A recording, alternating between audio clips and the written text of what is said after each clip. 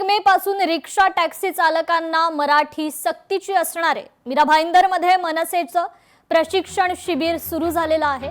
महाराष्ट्र शासनाच्या परिवहन विभागानं 1 मे पासून रिक्षा आणि टॅक्सी चालकांनी मराठीत संवाद साधणं बंधनकारक करण्याचा निर्णय जाहीर केल्यानंतर राज्यभरात राजकीय वातावरण तापल्याचं पाहायला मिळालं। या निर्णयावर विविध पक्षांकडून आरोप प्रत्यारोप सुरू असतानाच मनसेनं मात्र मीरा भाईंदर शहरात वेगळी भूमिका घेत पुढाकार दर्शवलाय। मनसेकडून रिक्षा चालकांसाठी विशेष मराठी प्रशिक्षण शिबिराचं आयोजन करण्यात आलेलं आहे।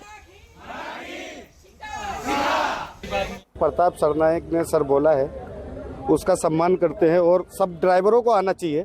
और मेरी यही गुजारिश है कि जो पैसेंजर रिक्शे में बैठे उसको भी बोलना चाहिए। आप ये बहुत सारे पैसेंजर जो हैं हिंदी में बात करते हैं, उनसे भी निरोध है कि वो मराठी में बोले तो उनको फ़र्क पड़ेगा, बोलेंगे तो उनको समझेगा।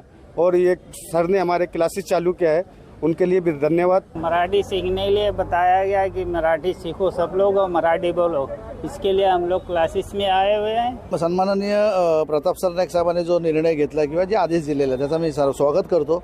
अरे फार अगोदर व्हायला पाहिजे होतं, उशीर झाला आहे, परंतु ठीक आहे। आता त्यांनी आदेश काढल्यानंतर काही रिक्षा चालकांचं असं म्हणणं की आम्हाला मराठी येत नाही, तर माझ्या कार्यालयामध्ये ते लोक 200-500 जण आलेले की साहेब आम्हाला मराठी शिकायचं, पण आम्हाला काय मार्ग आहे। तर मी त्यांच्यासाठी मी तुम्हाला टीचर देतो आणि त्या टीचरच्या माध्यमातून आपण नाकानाक्यावर ज्या नाक्यावर रिक्षा स्टँड असेल, जेव्हा रिक्षा चालकांना मग त्रास नको, त्याच नाक्यावर आपण जाऊन या ठिकाणी मराठी शिकवण्याचं काम करा। आशाताई आमच्याकडे या ठिकाणी आलेले आहेत, ते मराठी सगळ्यांना शिकवत आहेत।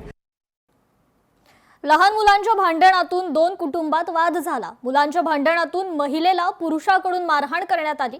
भिवंडीतील भाग्यनगर कामतघर येथील हा प्रकार आहे, तर पोलिसांची कारवाई व्हावी अशी मागणी करण्यात येते।